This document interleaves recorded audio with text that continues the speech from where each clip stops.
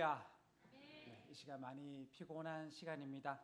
그러나 우리가 사모함으로 또 예배 드릴 때 또 하나님께서 우리에게 더 큰 은혜 내려주실 것을 믿고서 우리 힘을 내어 함께 말씀 나누도록 하겠습니다. 여러분, 오늘날 사람들의 모습을 볼 때 우리가 자주 보게 되는 모습들이 있는데요.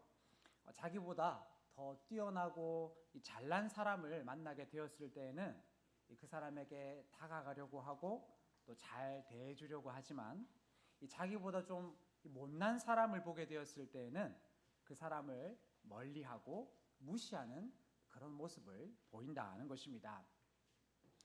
여러분, 아이들이 서로 놀 때에 자기와 잘 맞고 자기에게 즐거움을 주는 그런 친구가 오면요, 아이들이 그 친구를 반겨주고요, 또 같이 놀아줍니다.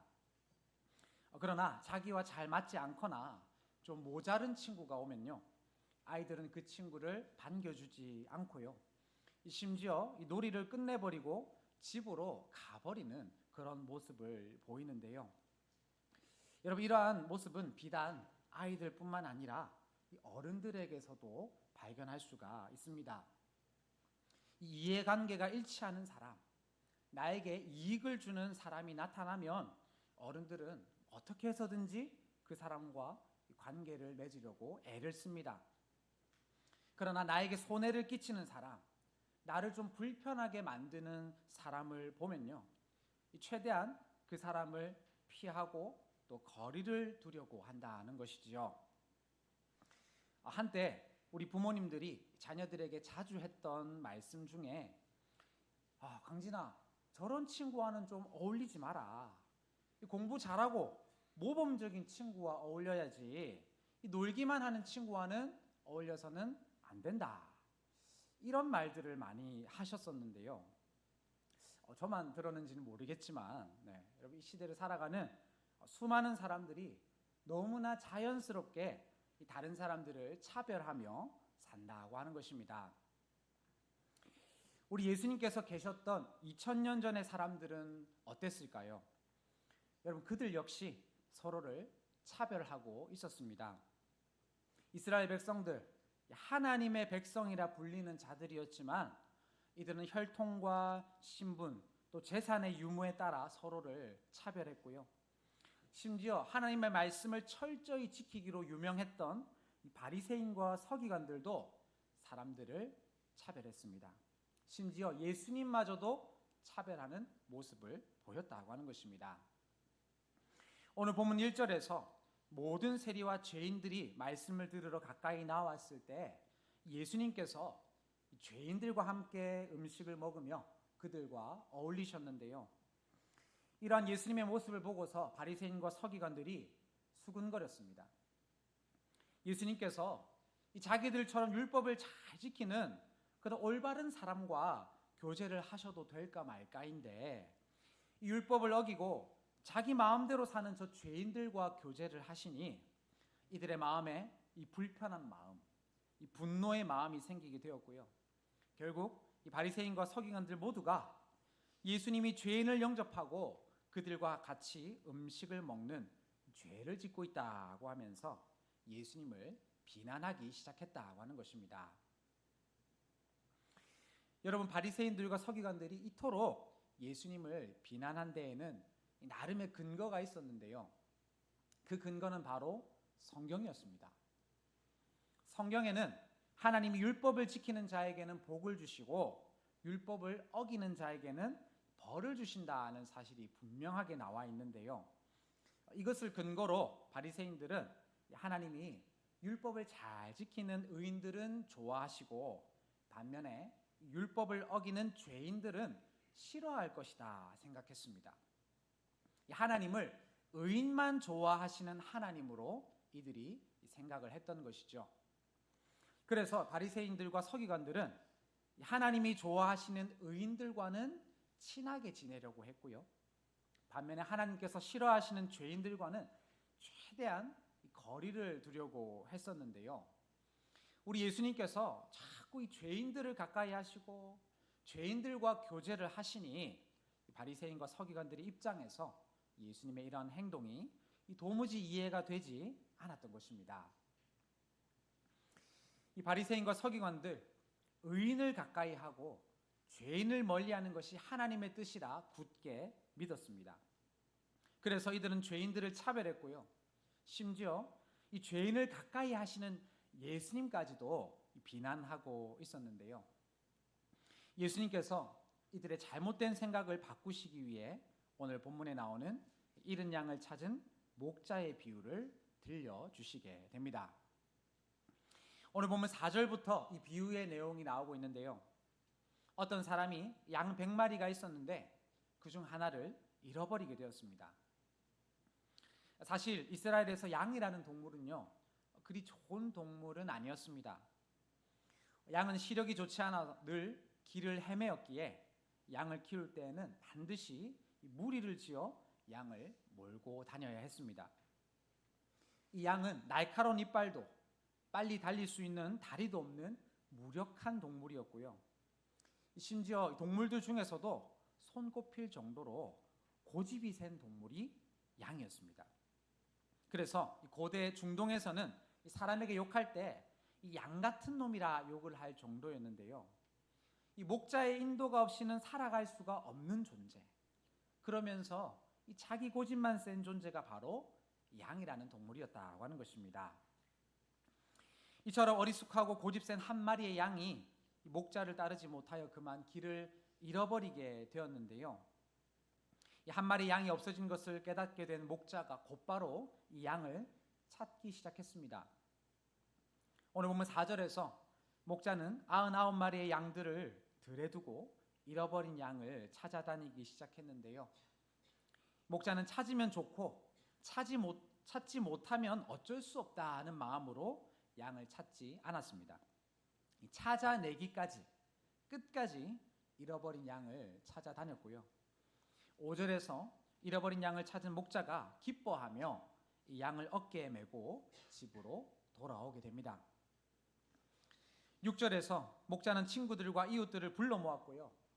나의 잃은 양을 찾아냈다고 나와 함께 즐기자고 하며 잔치를 벌였는데요.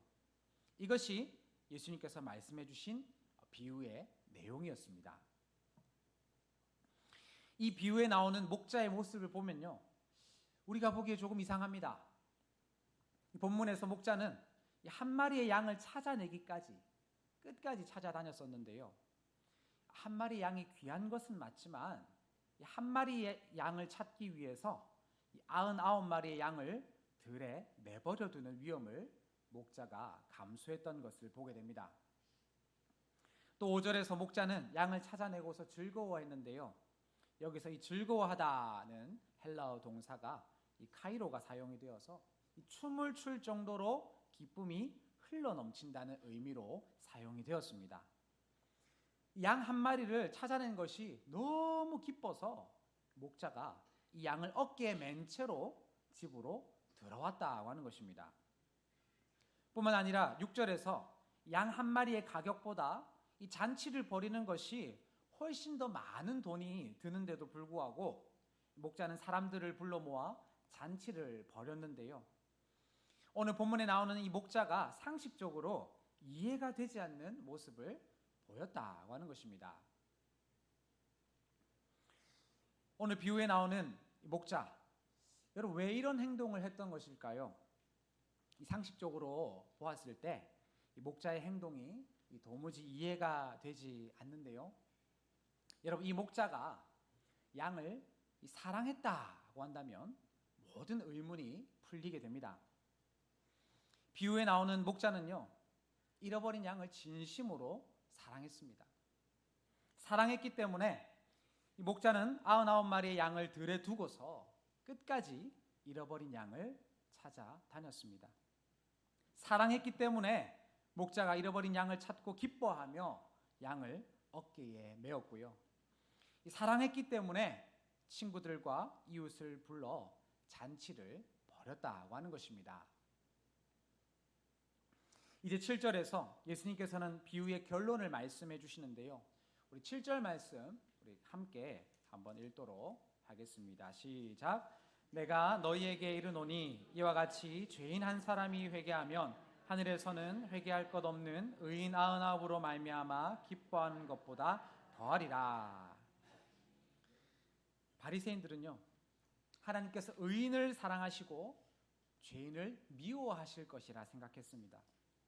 그래서 바리새인들은 죄인들을 차별했고요, 죄인들과 교제하시는 예수님을 비난했습니다. 그게 하나님의 뜻인 줄 알았거든요. 하지만 예수님께서는 하나님이 의인을 사랑하실 뿐만 아니라 이 죄인까지도 사랑하시는 분이라는 사실을 말씀해 주셨습니다.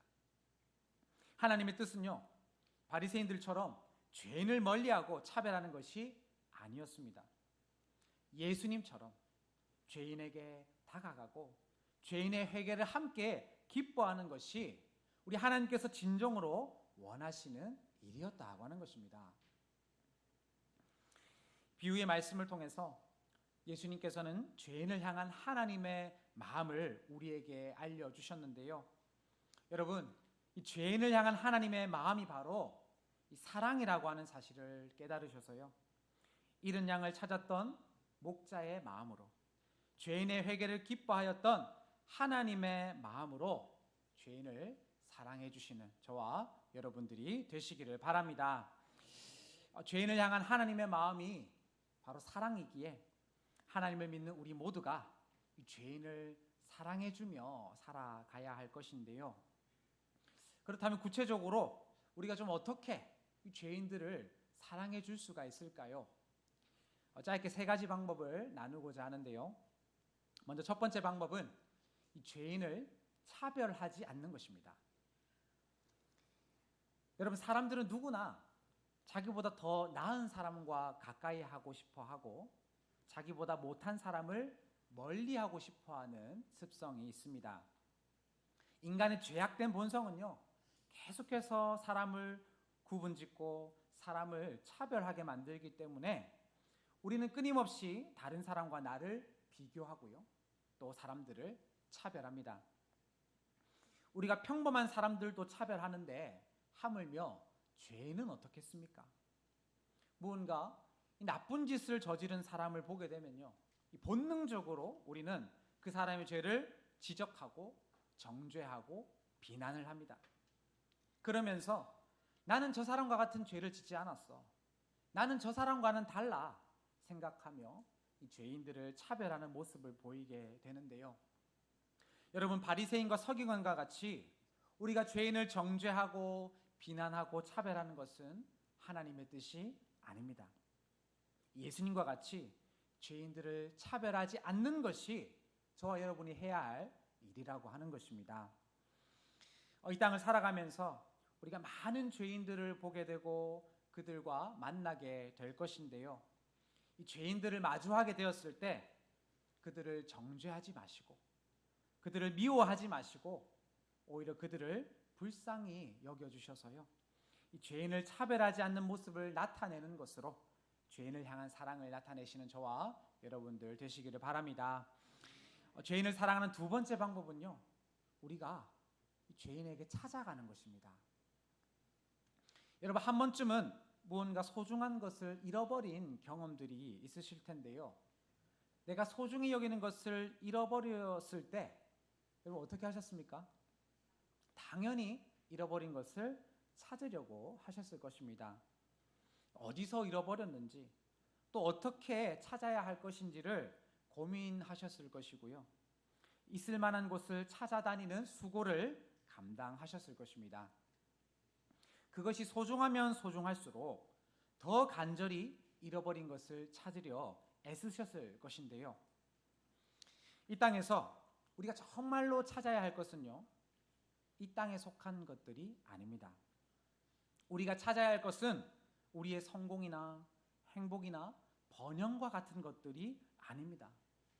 이 땅에서 저와 여러분들이 정말로 찾아야 할 것은요, 잃어버린 양입니다. 하나님을 떠난 죄인들을 되찾는 것이 우리의 사명이라고 하는 것입니다. 우리 하나님께서는 지금도 잃어버린 양을 찾으시고요, 이 일을 감당할 사람을 세우고자 하시는데요. 여러분, 누가 잃어버린 양을, 잃어버린 영혼을 찾는 이 일을 감당해야 하겠습니까? 이사야의 고백과 같이 내가 여기 있나이다, 나를 보내소서.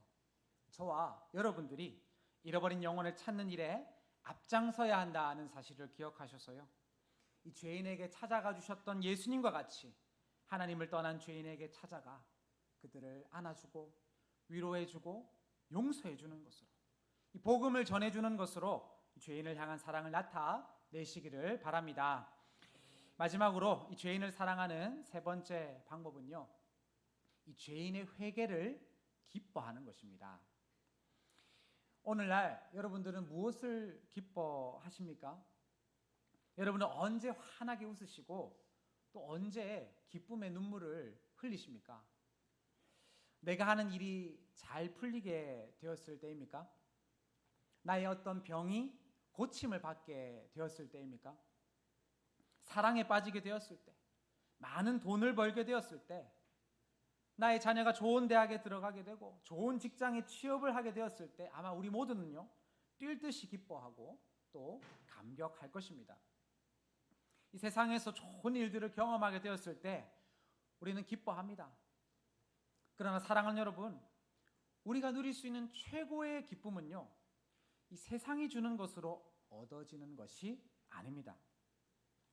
우리가 하나님의 기쁨에 참여할 때 최고의 기쁨을 누리게 된다고 하는 것입니다.